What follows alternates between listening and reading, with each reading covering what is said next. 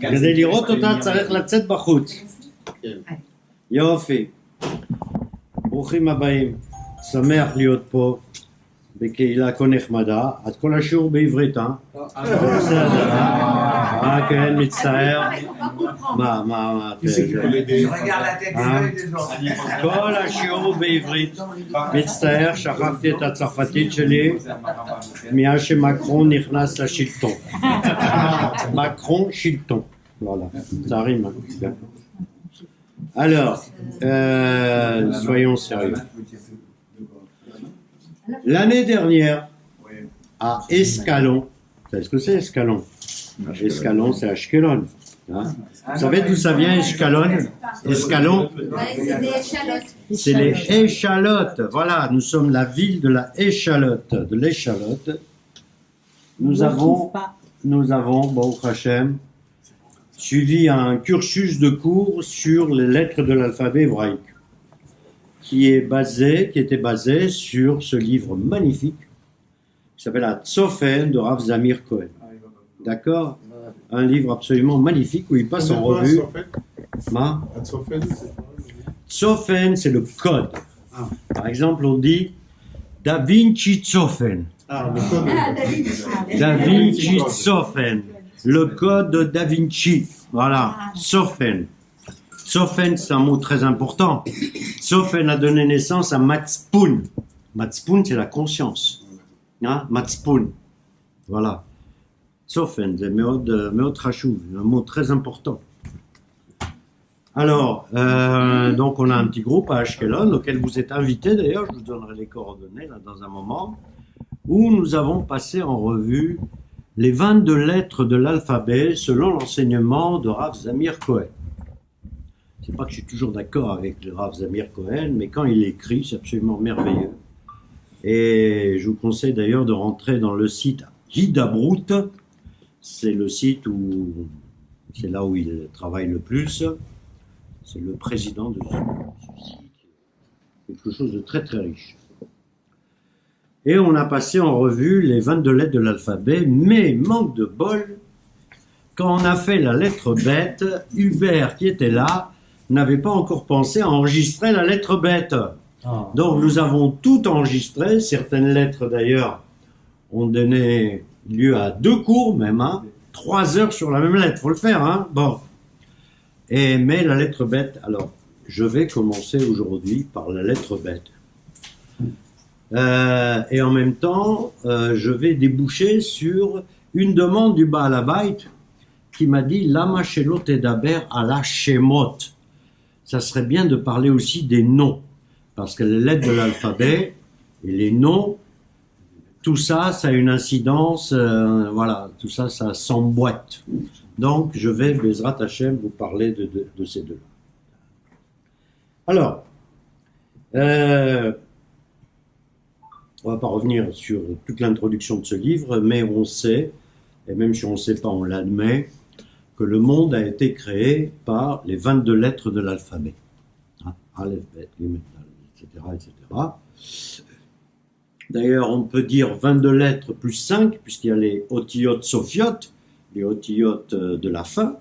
Donc, on pourrait même dire qui ont une fonction, qui ont une mission, que le monde a été créé par les 27 lettres de l'alphabet. 22 plus 5. Alors, donc la question que se sont posées nos Chachamim, c'est pourquoi la lettre bête, la création du monde n'a pas été créée par la lettre Aleph. Aleph, one, Echad. Et quand j'ai commencé mon cours, j'ai fait exprès de ne pas commencer par la lettre Aleph. Et nous avons fait la lettre Aleph après avoir fait le Tav. Là, on a terminé par la lettre Aleph.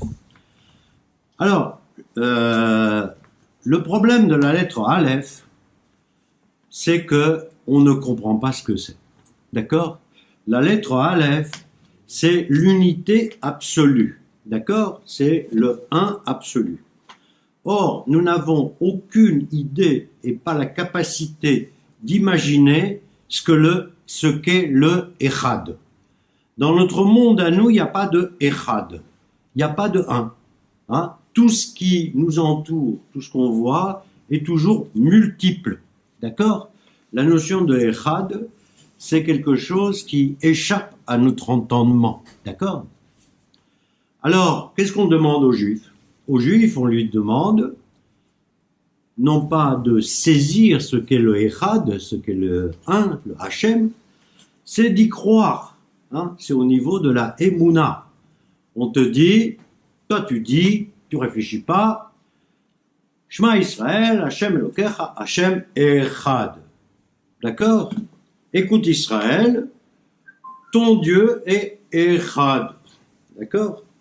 Cherche pas à comprendre, cherche pas à comprendre, cherche pas à expliquer, puisque l'explication du Aleph échappe déjà à ton entendement. Il faut simplement l'admettre, y croire et le déclarer. Parce qu'on dit, quand on dit Shema Israël, on ne s'adresse pas à soi, on s'adresse aux autres, hein, par définition. Hein. Écoute Israël, écoutez les autres. Hachem Elokecha, Hachem Echad. Voilà, c'est tout. Ok. Donc, Ein tzorech le'ariv be'alef. Il n'est pas nécessaire de s'étendre sur le Aleph. C'est pas tout à fait vrai, parce que j'ai fait quand même un cours sur le Aleph. Il y a beaucoup de choses à dire sur le Aleph. Mais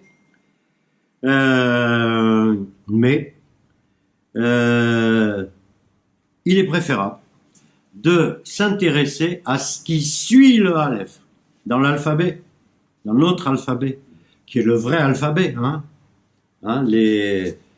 donc le bet. Les autres, ils ont trouvé le mot bêta, le bêta, d'accord? Nous, on n'est pas des bêta, on dit bête, ok? Donc bête. Donc, il faut s'occuper de ce qui suit le Aleph, soit le bête. Le bête est évidemment tout ce qui s'ensuit, c'est-à-dire toutes les autres bêtes.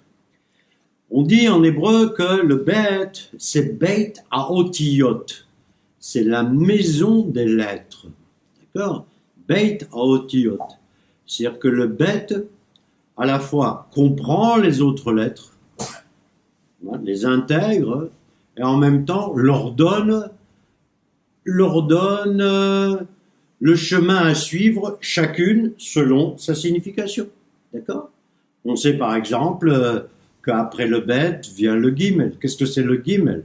Le gimel, on dit, c'est gomel, gomel, gomel chesed, celui qui fait du bien. D'accord? Et gomel lemi, gomel les dalet, gomel la dalle, c'est-à-dire qu'il fait du bien à qui? Il ne fait pas du bien aux riches, il fait du bien aux pauvres. D'accord? Etc., etc.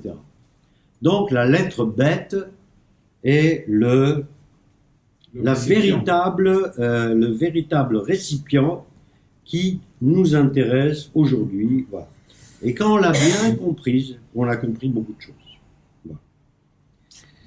Alors le bête, c'est une invitation de s'occuper de la suite. D'accord? De la suite, des lettres qui suivent, etc. Et en même temps, le bête donne un espèce de frein. Autrement dit, quand on définit le bête, on se rend compte qu'elle est ouverte que d'un seul côté, uniquement vers la gauche. D'accord? Donc, disent nos chachamim, dans la Gemara, dans le Midrash, etc., mal et mal, qu'est-ce qui est en haut? Mal et mat, qu'est-ce qui est en bas? Mal et achor, qu'est-ce qui est derrière? Tu t'en occupes pas. C'est pas ton problème. De toute façon, tu comprends rien. Donc, c'est simple, hein. Ce qui t'intéresse, c'est de regarder uniquement par le pétard de la lettre bet, du byte, ce qui est devant. Le juif est appelé à regarder devant lui. D'accord? Devant lui. Pour construire le monde et pour se construire. D'accord? Bien. C'est pour ça que, après le bet, vers le gimel. C'est-à-dire qu'une fois que tu t'es construit, qu'est-ce que tu fais? Tu aides les autres. Tu aides les autres à ta gomel chesed. D'accord? Et ainsi de suite. On va passer toutes les lettres en revue. Ok? Donc, mal et mala, mal et mata, malifnim, mal et achor. Et les sodotes réservés aux chachamim. Alors, Le bête, c'est le 2, Stein. Comment on sait que le bête c'est Stein? Et comment on sait que les autres lettres ne sont pas Stein? C'est simple, il suffit de regarder les lettres. Echad, Shalosh, Arba, Chamesh, Shesh, Shev. C'est du singulier. Quelle est la seule lettre plurielle? C'est Stein. Yud même, ça se termine par Yud même, comme Shamaim, d'accord? Donc Stein, déjà, c'est tout un programme qui t'invite à regarder le nombre, la notion du nombre, le grand nombre. Les autres lettres ont une fonction, je dirais, presque unique. La lettre bête est un multiple, d'accord? Donc,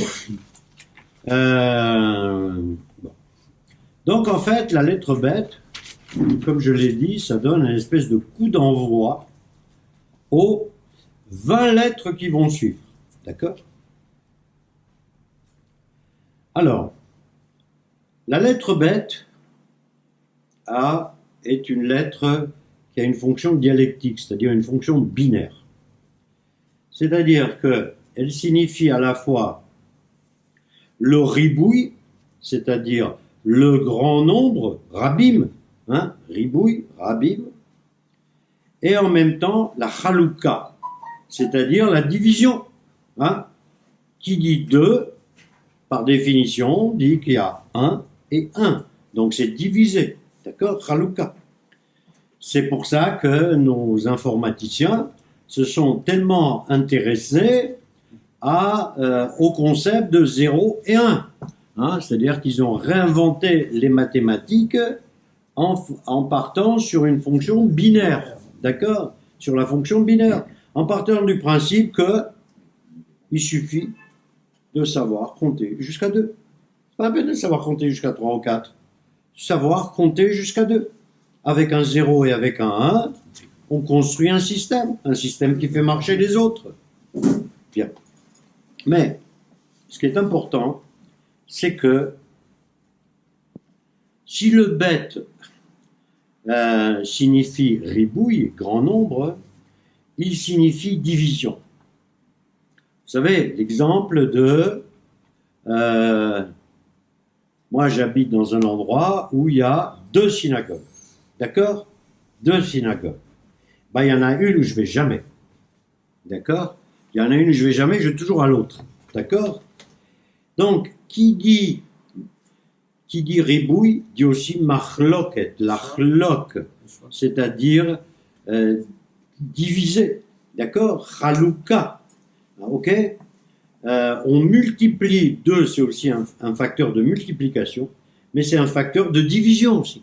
D'accord? Bien. Donc, la grande mission du juif, c'est de s'occuper du ribouille et pas de la machloket, de la multiplication et pas de la division. D'accord? Or, comme vous le savez, nous sommes des grands spécialistes de la division. Hein? Dès qu'il y a 4 juifs, on les divise en 2 parties, les 2 parties se divisent en 2 tendances, et c'est comme ça depuis la nuit des temps. D'accord? Adam et Ève ont donné naissance à 2 fils, on connaît la suite. D'accord? Bien. Alors, ok.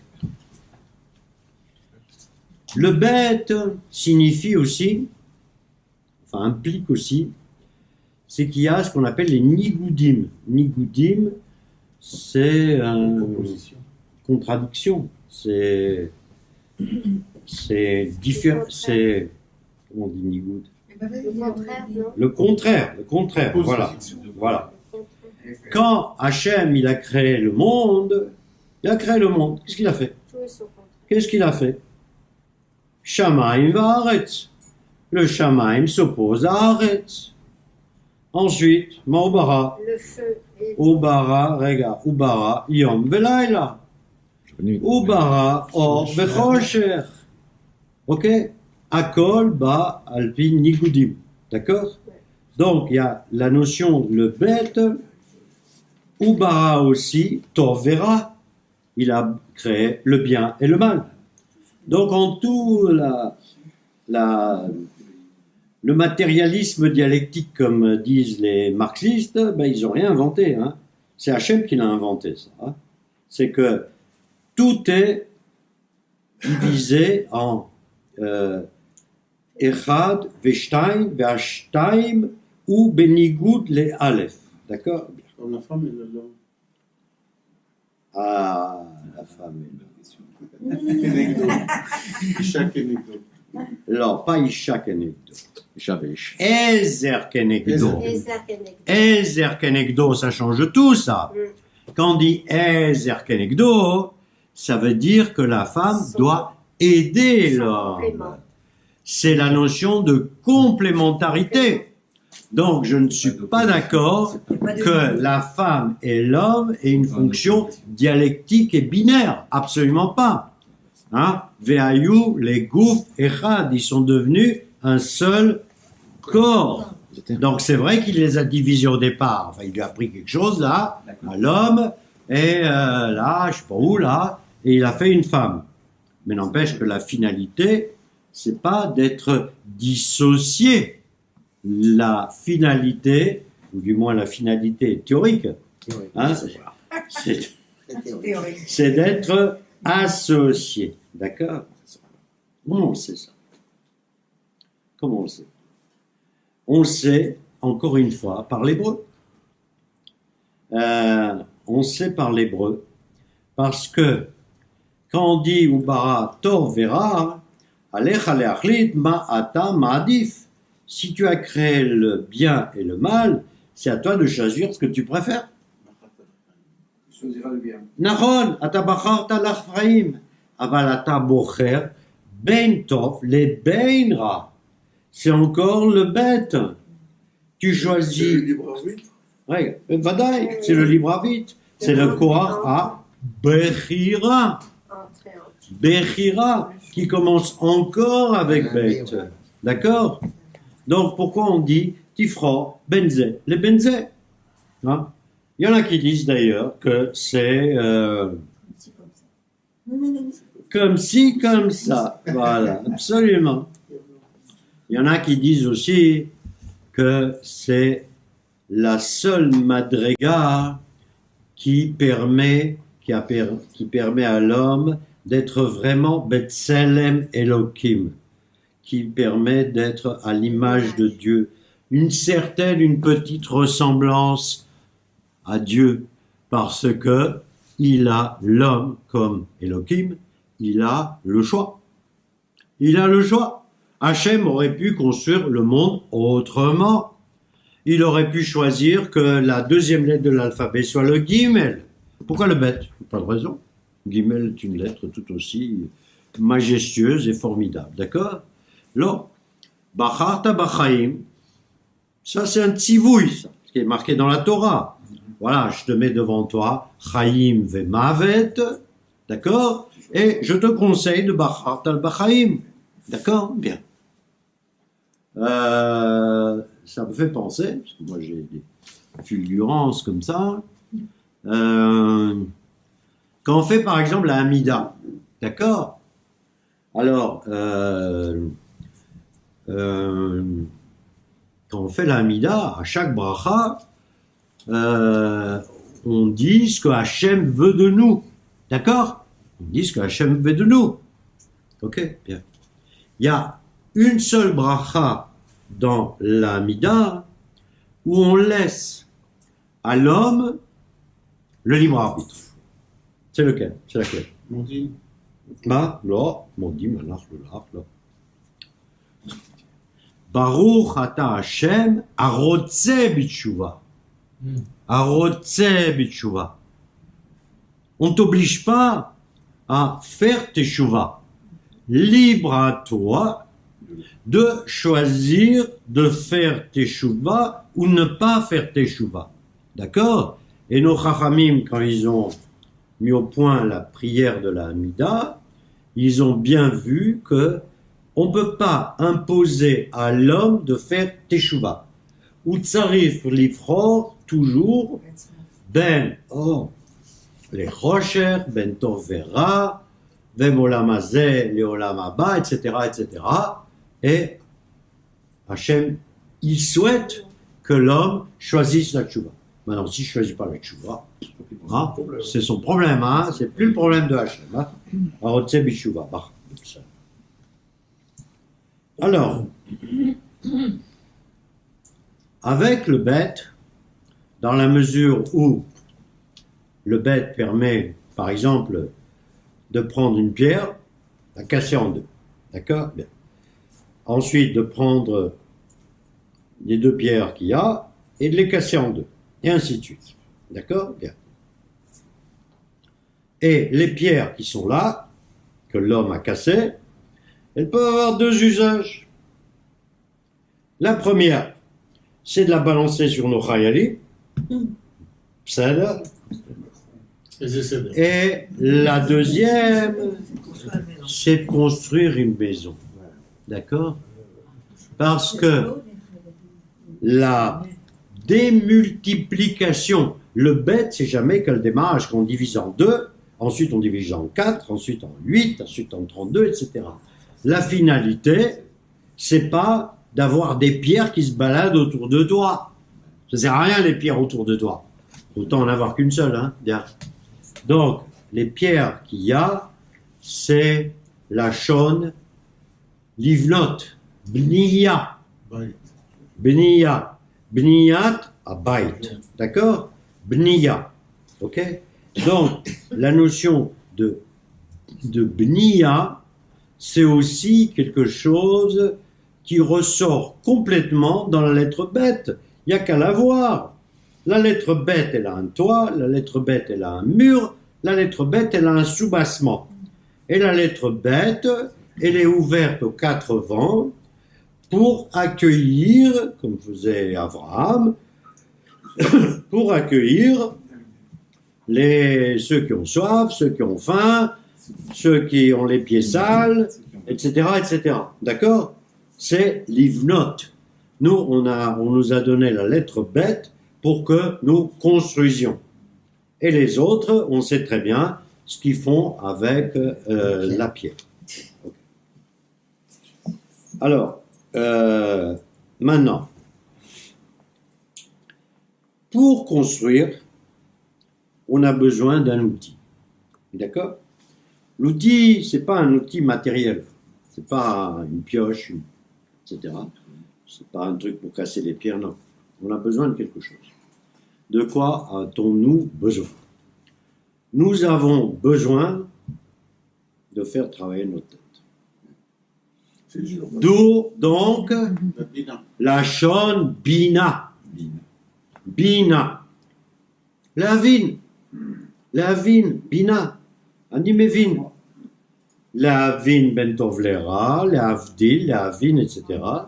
D'ailleurs, c'est quoi la fonction essentielle d'un juif? Vous savez ça?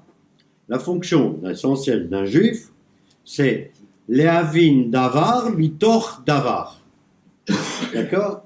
C'est de comprendre une chose à partir d'autre chose. D'accord?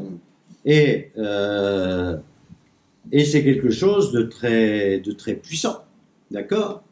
La chokhma, à la limite, bon, l'homme l'atteint, ne l'atteint pas. Elle est donnée par Hachem ou elle n'est pas donnée. C'est une espèce de trouna, la chokhma. Ou tu es intelligent ou tu n'es pas intelligent. Hein, il n'y a pas rien. Hein, bon. La date, c'est la finalité. Bon, c'est ce qu'on sait. D'accord? Bien. Mais Bina, les choses à Avin, c'est une fonction tonique. C'est une fonction où il faut se donner du mal. D'accord? D'ailleurs, Rabbi Nachman de Bretzlav, dans le début de son livre L'Ikouté Moharan, il le dit, Ma tafkid shel ha-Yehudi, ze lehavin davar mitoch davar. Donc Hachem, en nous donnant la lettre bête, nous donne la possibilité d'accéder à la bina. Toujours bête. Vous voyez, je ne choisis que des mots qui se composent par bête. D'où on le sait que Hachem nous a donné ou nous a enseigné la Bina. Parce qu'il y a un passage qui dit Va'alfecha ve'alfecha Bina. D'accord? Va'alfecha, on peut penser que c'est le verbe, que c'est le Aleph qui est devant, c'est peut-être le Aleph, c'est-à-dire que ça vient de Hachem, mais Alfecha, en hébreu, l'Aleph, c'est enseigner. C'est de là que vient, par exemple, le mot Ulpan, que vous connaissez bien. Qu'est-ce qu'on fait l'Ulpan? On enseigne. C'est un mot araméen, d'accord? Mais c'est aussi un mot hébreu, l'Aleph Bina. Donc Hachem nous a enseigné les moyens pour accéder à cette Bina. Cette Bina, c'est-à-dire l'ifror betov velo l'ifror bera ve lehavin. Pourquoi est-ce que vous croyez qu'il y a tellement de prix Nobel juifs? Pourquoi? Parce que, oui. Mevinim davar mitor davar. Et mevinim davar mitor davar. C'est évident. C'est quelque chose, c'est même pas une trouna, c'est un tzivouille. C'est-à-dire, c'est un ordre. Pratiquement un ordre qui a été donné aux Juifs. Alecha lavin davar mitor davar. Tu dois faire un effort pour comprendre ces choses-là après avoir appris celles qui précèdent et ainsi de suite, etc. C'est l'esprit scientifique, ça. C'est l'esprit scientifique. D'accord? Et c'est pour ça que, c'est pour ça qu'on excelle dans le high-tech, alors. C'est pour ça qu'on excelle, pas seulement dans le high-tech. Partout. Excuse-moi. Dans la recherche. Je veux dire, on parle de high-tech, mais... La recherche. Dans la médecine. Non, mais attends, on va revenir quelques centaines d'années en arrière. Dans le Talmud aussi. Non, pas la peine, 100 ans en arrière. Qui c'est les premiers fabricants de bagnoles françaises? Les Juifs, Citroën. Citroën, marque Citroën. Citroën. Qui c'est qui a donné naissance au Mirage et machin, etc. C'est Mr. Bloch. Mr. Bloch La dit dynamite, les Dassault, Nobel. prix Nobel, Weizmann, la dynamite, etc., etc. D'accord? Tout ça, Macara. J'ai déjà dit la dynamite, non. Non, pas C'est la le dynamite. TNT, TNT. TNT. Sader, TNT, si ça te fait plaisir. Exposé, c'est le TNT, Sader. Qui est-ce qui a fait gagner aux Alliés la Première Guerre mondiale? C'est Weizmann. C'est Weizmann qui a réussi à fabriquer du TNT d'une façon biologique et non pas en allant chercher la TNT sur les arbres ou je sais pas où. D'accord? Et c'est une des raisons pour lesquelles on a un État. Parce que les Anglais ont été tellement reconnaissants à Weizmann de les avoir aidés à régler la Première Guerre mondiale qu'il y a eu la déclaration Balfour & Co. Faut remettre ça dans une perspective. Donc, Bina, Ulpan,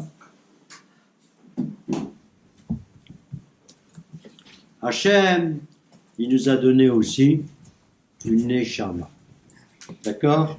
Une Neshama. Alors, je vais essayer de décortiquer le mot Neshama. C'est complexe. Neshama, c'est Nun d'abord, dont Nun valeur 50, d'accord? Shem, le nom, et le Hey. On va commencer par le plus facile. Le Hey, c'est marqué par Rav Zamir, c'est marqué ailleurs, etc. Que le Hey, c'est le symbole de la fécondation, de la féminité. D'accord? C'est la caractéristique de la femme qui met au monde. D'accord? C'est normal d'ailleurs. On prend un mot en hébreu, on rajoute un hey, on obtient un féminin. Ça adore? Comme ça que ça marche. D'accord? Hey. Donc le hey, c'est pas seulement pour mettre au monde. C'est pour les yatser, yetzira. C'est fabriquer. Hein? Quand la femme, je veux dire, fabrique un enfant, hein? C'est jamais qu'une usine, hein? Si je peux me permettre. Hein? Bon, elle met au monde un enfant, C'est l'usine qui est là, qui tourne, les machins qui tournent, tout tourne, etc. Et il y a quelque chose qui est créé. Quelque chose qui est créé, dont la finalité, c'est d'arriver à une existence propre. C'est-à-dire, il y a un produit fini qui sort. D'accord? Ce produit fini, ce bébé, eh ben oui, il vaut mieux que ce soit fini. Ce produit fini, ensuite, il grandit, nana, et il a sa propre vie. Donc, ce n'est que le Hey symbolise ce qu'on appelle le Olam Hazé. C'est ce monde-là, où la femme, effectivement, a pour fonction de mettre des enfants au monde, et où les hommes ont pour fonction de l'Yatser Bel'asot. L'Asot, fabriquer, faire. L'Yatser, c'est plutôt la chaude, voilà, quelque chose de plus beau, quoi, faire quelque chose de, voilà, plus Yatser. Alors, ok, de plus élaboré. Donc, Neshama, Shem, le nom, d'accord? Et le Noun, c'est 50. Le Noun, c'est 50 ou 49. Hein? Chez nous, 50 et 49, c'est pareil. Hein?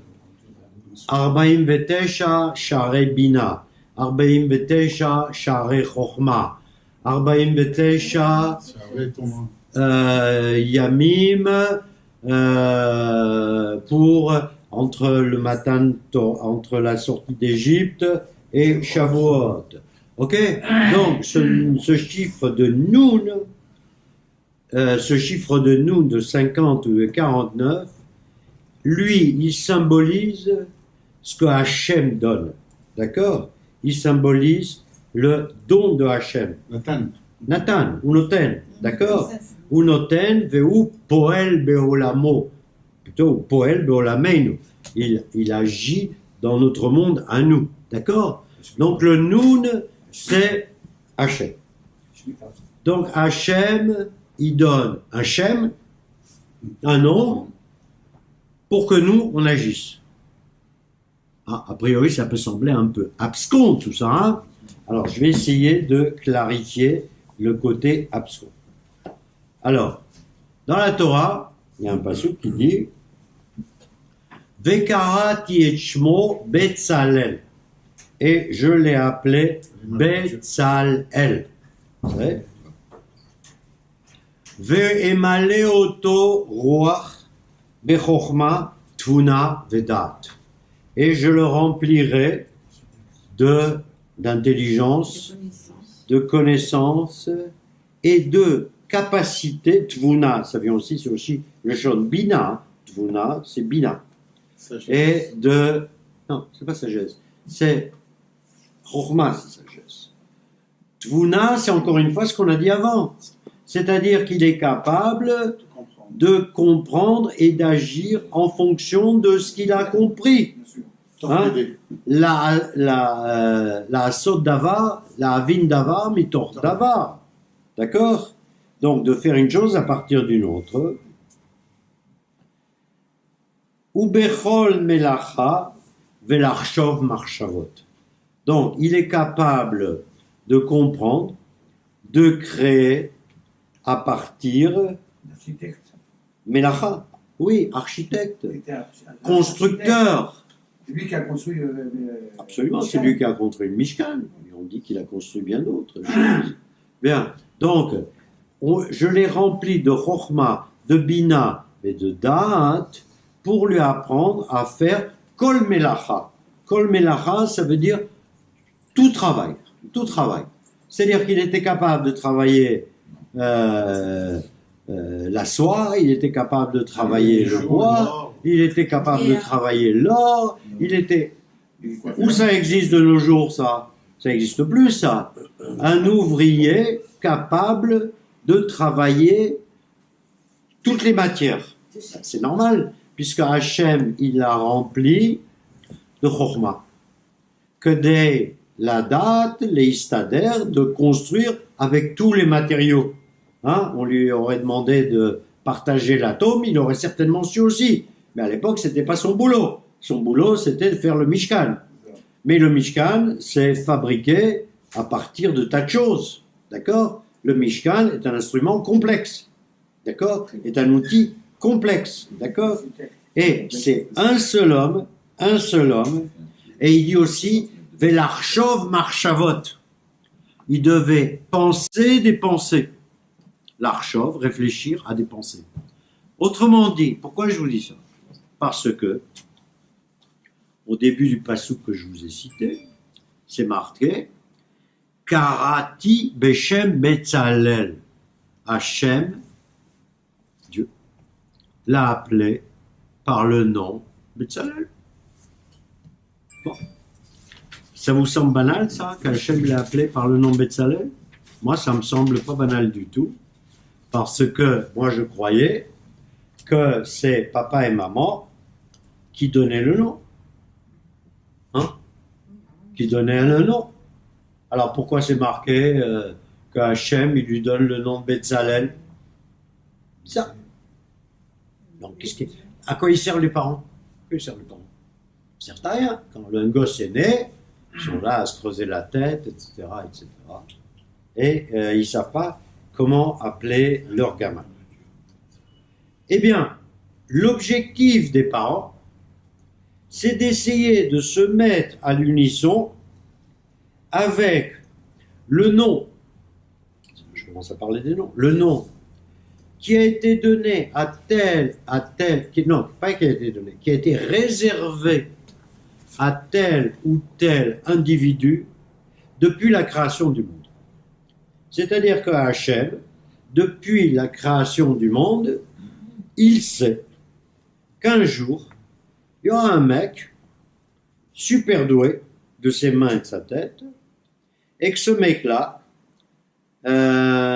il construira le Mishkan, qui est jamais que le prototype du Beth Amikdash. D'accord? Donc, il lui a réservé ce nom, depuis longtemps, hein, je ne sais pas combien de temps, longtemps, d'accord? Ce nom était réservé à Betzalel. Donc, le travail des parents, c'est quoi? C'est essayer de se mettre en unisson, quand ils choisissent un nom pour leur bébé, fille ou garçon, de se mettre à l'unisson avec cette espèce de marshava élokite, avec cette espèce de pensée divine. D'accord? Il y en a qui arrivent, il y en a qui n'arrivent pas. D'accord? Mais il faut de toute façon essayer. Okay? En sachant que le nom d'un individu, in fine, il est donné par Hachem. D'accord? Adam. Eh ben, c'est pas Adam qui a inventé son nom, hein? Il y a Tsar, Afar, Mina, Adama, etc. Il a créé à partir de la terre, c'est Hachem qui lui a donné son nom. Hein?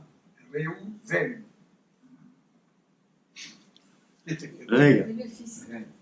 Non, Réhouven, ça c'est la femme.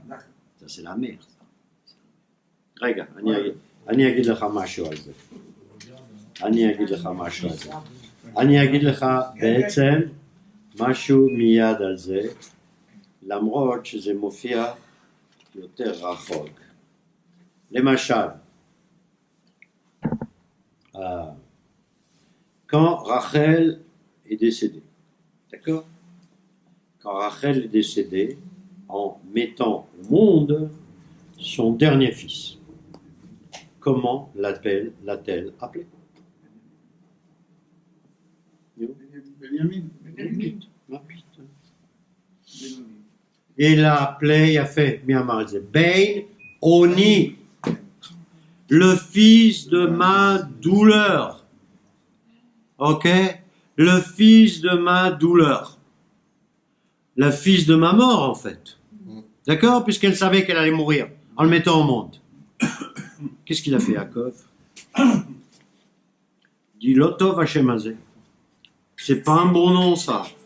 Il n'est pas normal, il n'est pas bon que mon fils, surtout le dernier né, s'appelle le fils de ma douleur ou le fils de mon décès. Et c'est pour ça qu'il a décidé, lui, Yaakov, de contredire sa femme. Et il a dit, non, Ata ben Yamin, ben Kochi, le fils de ma force. D'accord? Ou ben Oni, mais Oni dans le sens de Koach. Oni, ça a aussi un autre sens en hébreu. Ben Oni, c'est le fils de ma force. Hein? D'ailleurs, le mot Oni, c'est aussi avec ça qu'on fabrique les enfants. D'accord? Voilà. Donc, il a changé son nom. D'accord? Donc, quand tu disais tout à l'heure Réhouben, ça c'est mamache le choix de la mère. C'est-à-dire, la mère, elle a le droit. D'ailleurs, il y a une. Bon, je ne vais pas parler de ça, parce que ce n'est pas un grand intérêt. Il y a eu une grande marloquette entre les Ashkenazim et les Sfaradim. C'est qui choisit une fidèle ou non. D'accord? Mais je ne vais pas rentrer de ça, parce que là, on va rentrer dans le côté négatif du bête. Hein? La notion de marloquette. Moi, je ne veux pas rentrer dans la notion de marloquette. Okay?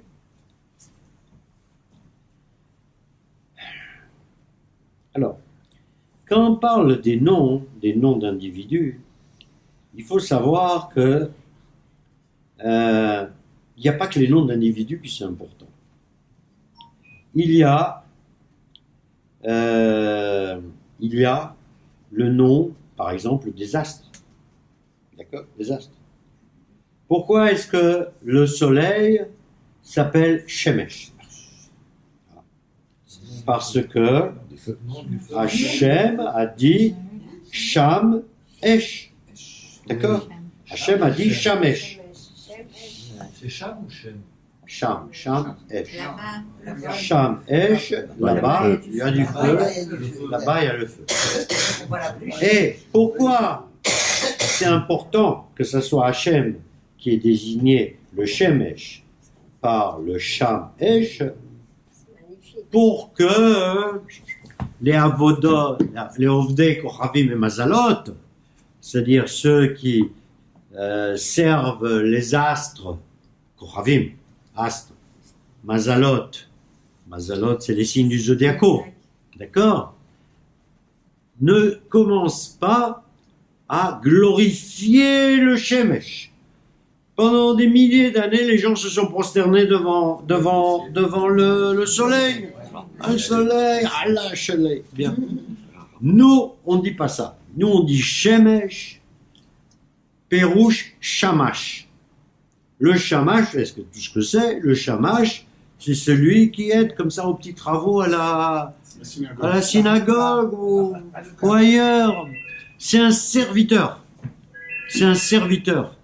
Le Shemesh est un Shamash de Akadosh Baruch Hu. Il a une fonction, comme d'autres fonctions, mais il n'a pas, comment dirais-je, il n'a pas de valeur de le glorifier. Il n'a pas la valeur pour qu'on le glorifie.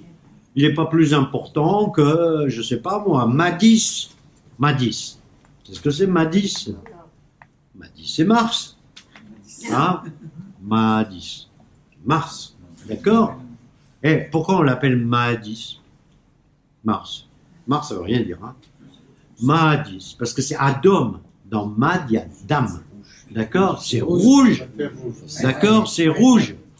Donc, en hébreu, on dit pas Mars, comme la divinité machin, là, des Grecs, on dit Madis, parce qu'il a une couleur rouge. C'est encore un nom qui a été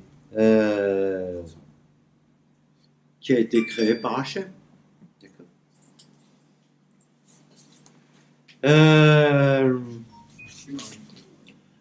Le nom, et de la même façon, donc il est important de bien choisir un nom. Il est important de bien choisir un nom, pas seulement pour un bébé, mais aussi pour une shruna, mais aussi pour une ville, d'accord? Pour une société, absolument, pour une société, pour un business, d'accord? Il faut que ce nom soit positif, d'accord? Et ça a une autre conséquence. Conséquence, bon, il y a un truc qui m'énerve, moi, personnellement, c'est quand on utilise des mots en hébreu et qu'on ne les complète pas. D'accord? Hein, le genre, je vais à Jéru, à la Sina, mettre les tefs. Vous connaissez ça, hein? Je vais mettre les tefs à la Sina. Hein? Ça, Assour, Kol, Shem ou Kadosh. Aval ou Kadosh, Bimlo. Quand tu prononces le mot de Jérusalem, c'est quand même, c'est Yerushalayim. Yerushalayim, c'est Ir Shlema. C'est la ville entière complète. Si tu dis Jéru, tu le coupes en deux. Hein? Tu partages Jérusalem. Tu es le premier à partager Jérusalem. Une partie pour eux, une partie pour nous. Hein? Alors tu as Jéru et tu as Shalem. Alors tu prends Jéru à toi et tu leur donnes Shalem. Est-ce que ça peut être Yerusha chez l'Elohim? Non, ma pito. C'est le Yerusha chez l'Elohim. Non, non, non. Non, non, non, אין דבר. זה יפה, זה יפה. מחשבה. את מנסה להבין דבר מתוך דבר. כן, אני לימדתי אותה טוב, זאת אשתי. Pour toi, tu l'as choisi. Voilà. Donc, Qu'est-ce que tu disais? alors, regarde, j'ai pas fini, je vais bientôt finir, je vous laisserai parler. Pas le shalom. Yerushalayim, on ne peut pas aussi, dans le temps, l'interpréter Shalom, Yerushalayim. Shel Shalom, non? Écoute, Yerushalayim. Ir. Alors, d'abord, Yerushalayim. À l'époque, on ne disait pas Yerushalayim. On disait Yerushalem. Yerushalem. Le Yerushalayim, le Yud, a été rajouté à des époques postérieures. La notion de Yerushalayim, ça vient de Shalom, si tu veux. Mais Shalom, ça vient de quoi? C'est ça la question. En hébreu, vous savez très bien, vous l'avez appris à l'Ulpan, ce qui compte, c'est la racine du mot. C'est la racine, c'est le shoresh. Or, le shoresh de Yerushalayim, c'est shlemut, c'est shalem. Shin lamed mem. Shin lamed mem, c'est à la fois la totalité, mais c'est en même temps la perfection. Quelque chose qui est parfait et shalem. Shalem, ça a donné naissance en hébreu à la notion de mouchlam. C'est mouchlam, c'est parfait. Hein, quand on dit le mot mouchlam. Non. Mouchlam, c'est pas entier. Mouchlam, c'est vachement bien. Adavar azé ou mouchlam.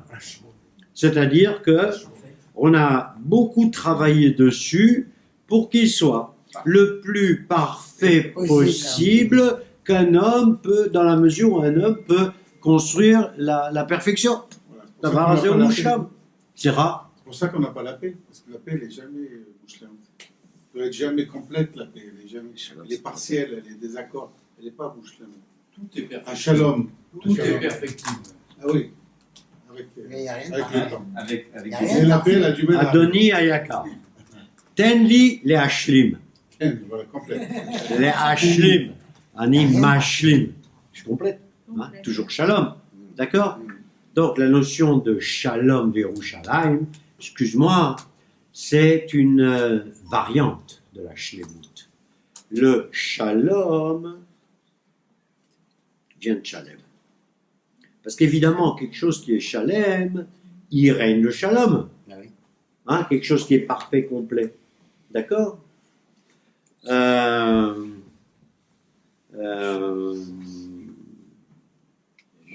Je voulais faire un aparté. Moi, j'ai entendu dire sur Jérusalem, Ouais. souvent, moi j'ai toujours appris comme ça, Ouais. on dit que Yerushalayim, ça finit justement Yud et Men, parce qu'en fait, il y a deux villes de Jérusalem. Une qui est actuelle aujourd'hui pour nous tous, et quand Mashiach viendra, il y aura le vrai Yerushalayim qui doit être là. D'accord. Ça, C'est ce que j'ai voilà. entendu. Ok. C'est ce que Alors, j'ai je vais vous dire un mot là-dessus. Je vais vous dire un tout petit mot là-dessus. Est-ce que c'est là? Attendez, laissez-moi finir, après je vous laisserai tous vous exprimer.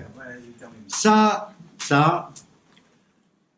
Bon, vous savez que je donne des cours à Ashkelon auxquels vous êtes invités avec grand plaisir. Dans mes cours, j'insiste sur une chose qui me semble fondamentale. C'est comme ça que j'ai appris de mes maîtres. C'est qu'il ne faut jamais mélanger le pshat et le drash. Il ne faut jamais mélanger la Torah et les midrashim. D'accord? Et il y a la Torah chez Birtav, il y a la Torah Baal Peh, et il y a les midrashim. Les midrashim, drash. D'accord? Oh, non, les midrashim. Le Yelchut Shimoni, le Midrash Rabbah, etc., etc.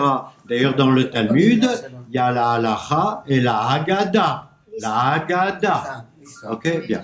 Donc, quand tu me parles de Yerushalayim avec Yud Mem, etc., il y a fait. C'est le pshat. C'est le drash. C'est-à-dire qu'il y a un rabbin qui est allé chercher dans les Midrashim et qui a trouvé l'explication que tu donnes. C'est-à-dire, Be'acharit Hayamim, Yavo Melech HaMashiach, Ve'Yerushalayim Lemala Tipol Lemata, Ve'yeh lanu Ze, Ve'bigla Ze Yeshnei Yerushalayim, Yerushalayim comme Shnaim. Nachon, Shnaim, Shnaim, ok? Bien. La dualité. Alors, moi, regarde. תנו לי לסיים, אני יודע שאתם רוצים לדבר, אבל תנו לי לסיים. La notion de... moi, je suis pas un gars, moi, je suis pas quelqu'un qui fait du drash. Ou alors, quand je fais du drash, parce qu'il m'arrive d'en faire, je suis toujours extrêmement circonspect et je dis, voilà, je saute du pshat au drash. Et là, peut-être, ça fait partie du sod. Ce que je vous ai dit jusqu'à maintenant, c'était du pshat. Je vous ai pas fait un morceau de drash, ou sinon c'est mon drash à moi, hein, c'est-à-dire ma compréhension des choses. Mais je n'ai rien dit d'extraordinaire. J'ai pris les lettres de l'alphabet, le Aleph, Aleph en hébreu c'est Alouf. Vous savez d'où vient Aleph? Il vient de général. Hein, c'est pour ça qu'on a plein de généraux ici. Hein. Hein, le big boss là-haut, c'est quoi? C'est le Alouf. Hein, Alouf, Alouf à Aloufim. C'est le général des généraux. Hein, Aleph Alouf, d'accord? Et ensuite, il y a le Bet, c'est la maison, etc. Tout ça, c'est du pshat. Quand Bezrat Hashem, nous aurons tous compris le pshat, eh bien, nous irons un pas en avant et nous irons vers le drash. D'accord? Alors maintenant, est-ce que moi je dois attendre la venue du Mashiach pour que la Jérusalem céleste se transforme en Jérusalem terrestre? Moi, ça ne m'intéresse pas. D'ailleurs, les Chachamim disent que quand le Mashiach viendra, c'est un drash, hein, la Jérusalem céleste, elle sera déjà en bas. Il faut bien qu'il bosse quelque part, le Mashiach. Hein? Il lui faut un endroit de travail, hein? Eh bien, il va travailler dans la Jérusalem céleste qui sera déjà descendue. D'accord? Et c'est pour ça que il y a des gens qui poussent à la construction de Yerushalayim, la nouvelle Jérusalem, en se disant nous allons commencer les travaux et après Hachem les terminera. Hein, ils lui mettent des fondations. Vous savez que vous pouvez acheter des briques pour construire Jérusalem. Hein? Ça a un certain prix, bon, etc. Moi, Zelomanienoti. Moi, ce qui m'intéresse, moi, c'est de comprendre le Aleph Bet. C'est bête, hein? Voilà, c'est de comprendre le Aleph Bet. Alors, ABCD. Voilà. Aleph Bet. Voilà. Vous savez, une histoire sur le Baal Shem Tov. Une histoire sur Baal Shem Tov qui dit, une fois le Baal Shem Tov, il s'est retrouvé dans un état où il s'est rendu compte qu'il avait tout oublié. Ça arrive. Ça arrive, hein? Et bien, ça lui est arrivé aussi. Donc, il a tout oublié. Toute sa science, il avait oublié. Comment je vais faire? J'ai tout oublié. Comment je vais faire pour enseigner à mes élèves, mes innombrables élèves, etc. Je ne savais pas comment faire. Alors là, il y a eu une espèce de voix, là, il a entendu une espèce de bat kol, Mina Shammai, qui lui a dit commence par le commencement. Commence par le commencement, commence par dire l'alphabet. Aleph, Bet, Gimel, Dal, Hey, Vav. Il a commencé comme ça le Baal Shem Tov. Et tout lui est revenu. Voilà.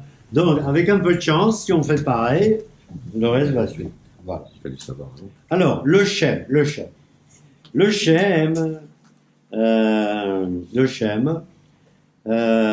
C'est pas seulement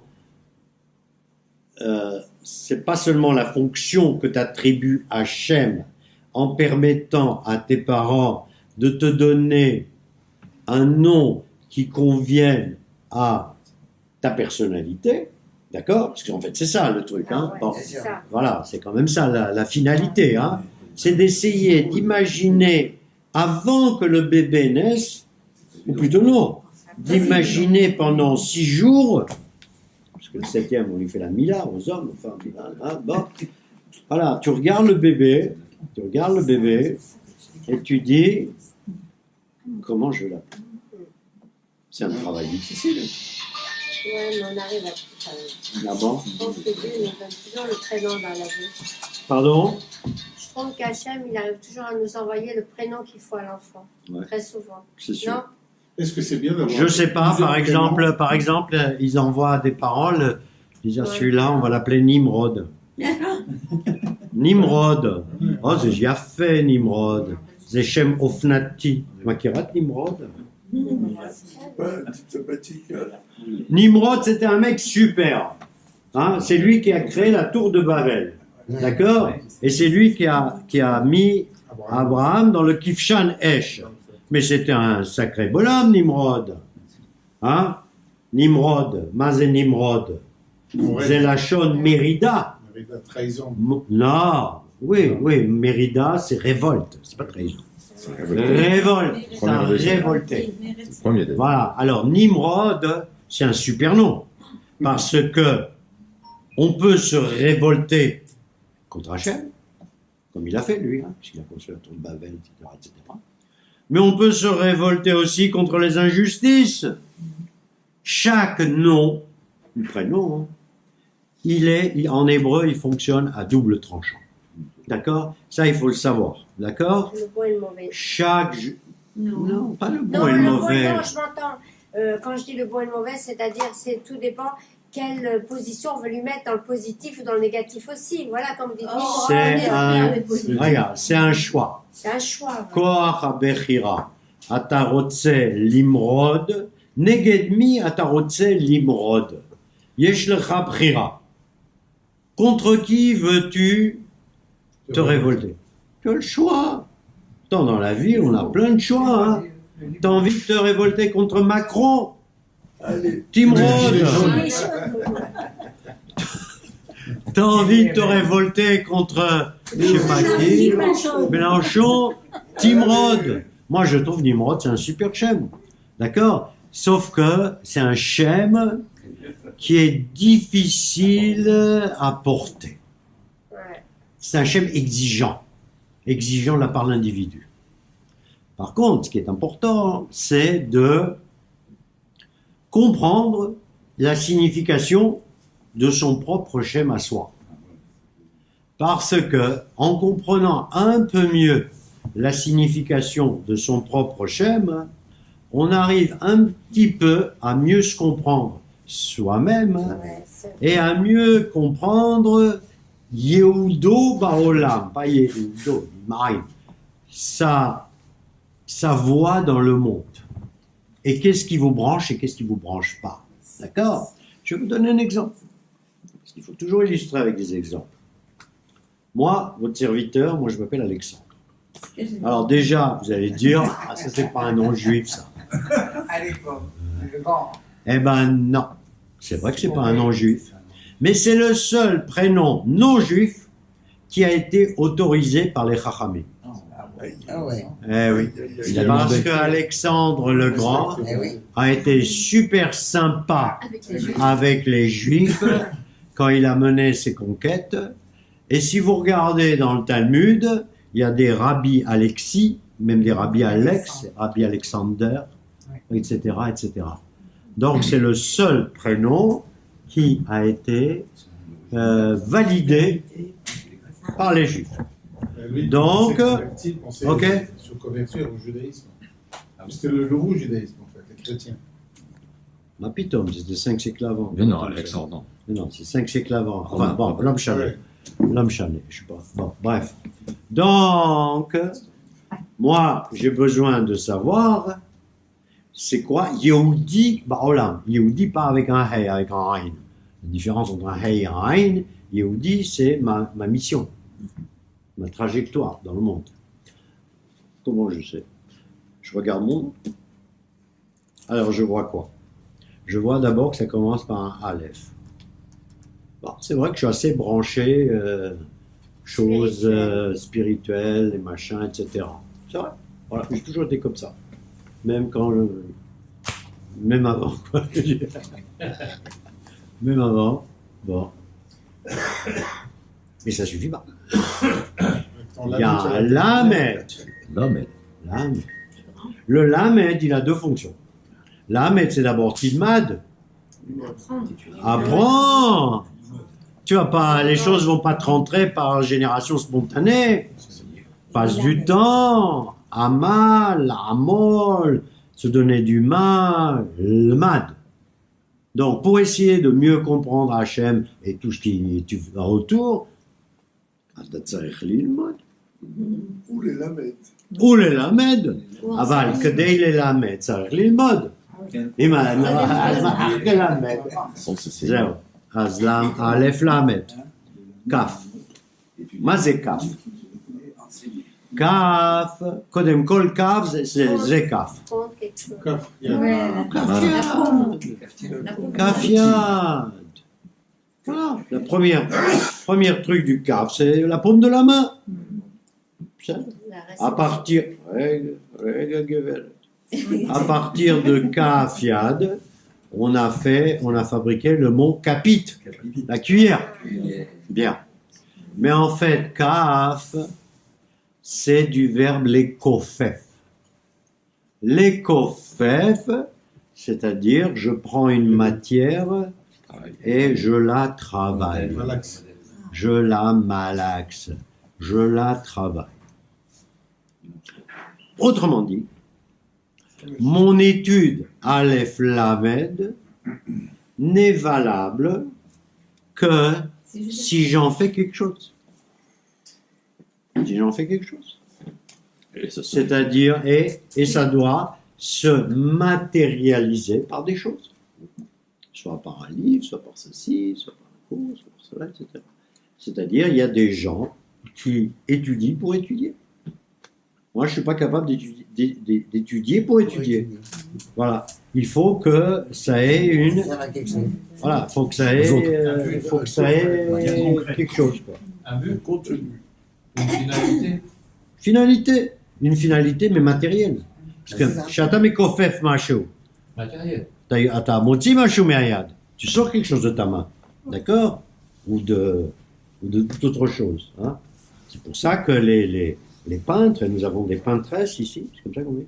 Des peintresses. Oh non, des peintres. Moi j'aime bien les peintresses. Voilà. Les peintresses.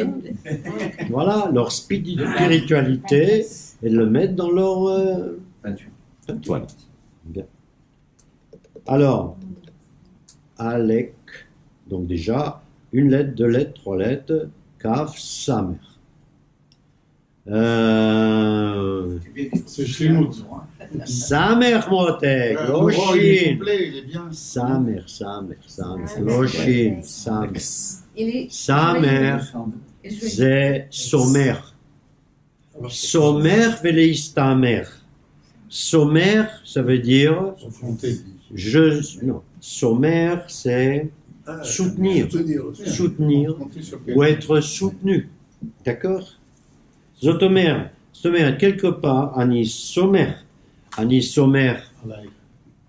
Sheba Shamayim. J'ai confiance en Avinu Sheba Shamayim, notre Dieu qui est au ciel. V'ani menase gam, l'ismoch, ça veut dire Somer noflim. C'est-à-dire que si je peux donner un coup de main à quelqu'un qui tombe, dans tous les sens du terme, Il l'enfonce.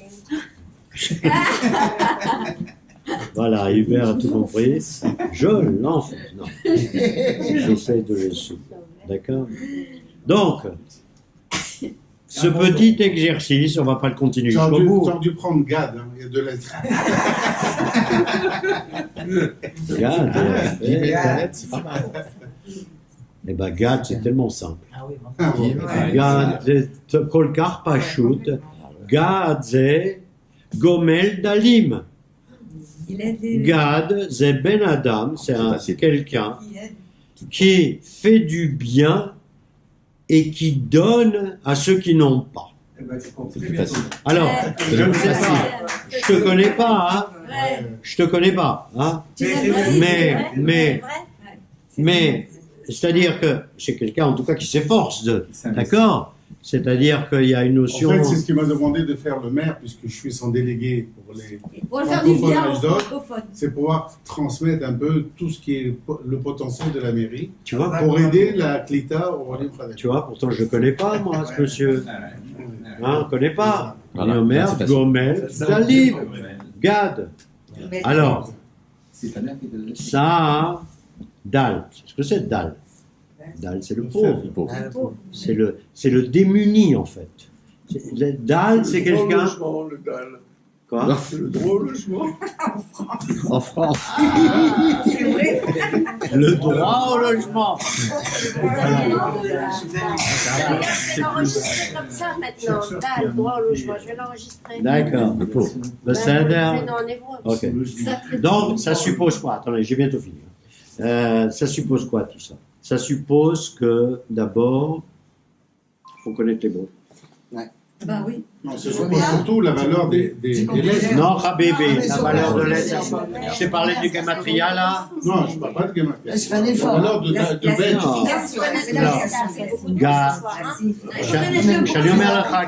Quand je te Je les ai compris, mais je ne les ai pas appris. quand je vous dis Gimel et Gomel, attends, dire que Gimel c'est 3, même un enfant de 3 ans il comprend ça. Mais quand je te dis Gimel et Gomel, Ligmol Chassadim Tovim, là ça suppose une compréhension de la langue. Évidemment. Absolument. D'accord? Et quand je te dis Dalim et non pas Aniim, ça suppose de connaître le mot Dalim. Ok? C'est possible. Qu'est-ce que tu veux dire? Une petite chose. J'ai remarqué qu'il y avait des traditions où les gens donnaient les prénoms des aînés Ouais. de ceux des parents et des grands-parents. Oui. C'est pas Et- forcément Des midotes, c'est pour les midotes. Et C'est une catastrophe. maintenant, je me pose la question, c'est, tu as dit au début, c'était Hachem qui choisissait les prénoms pour une fonction très particulière. J'ai pas dit qu'Hachem choisissait les Non, prénoms. pardon, J'ai tu as dit raison. que le prénom était réservé là-haut Oui. depuis la création du monde. D'accord, je suis d'accord, Ouais, excuse-moi.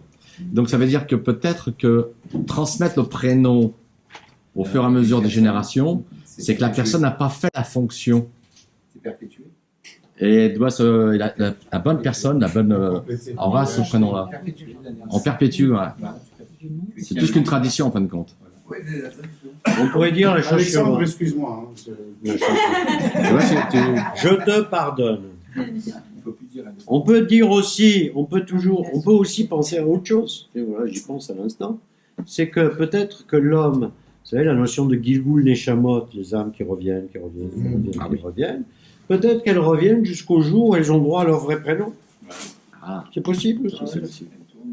C'est une Trouver la bonne soirée. hypothèse. C'est important. C'est une hypothèse, d'accord? Ça, Lorsque quelqu'un est malade ou presque mourant, on lui change son nom pour lui changer ça. Une lettre. Oui. mais j'allais parler de ça. Ah, il allait parler de ça. Est-ce que c'est- Kotzeroach. Ta Kotzeroach. Tu as démasé Kotzeroach. C'est excellent. Tu manques de patience. Tu aurais confiance plus en moi, je sais tu que- aurais su que j'aurais parlé de ça. Je- Non, il s'appelle Alexandre quand même. C'est pas n'importe qui. Bah oui. Alors, il y a la notion effectivement du changement de nom. Oui, moi, je veux On bien. va dire 2-3 mots là-dessus. Tu peux. Oui, Alors. je vais faire. 2-3 mots là-dessus. D'abord, c'est un processus très complexe. On ne change pas les noms comme ça, comme on change de chemise. D'accord? On ne change le nom, ou plutôt, on ne change pas de nom. on n'a pas l'habitude de changer de nom. On a l'habitude, souvent, la plupart du temps, du moins à nos époques, de rajouter un nom au nom que l'on a, ou de modifier souvent un nom que l'on a, et surtout un nom loasi, c'est-à-dire un nom non juif, en un nom juif.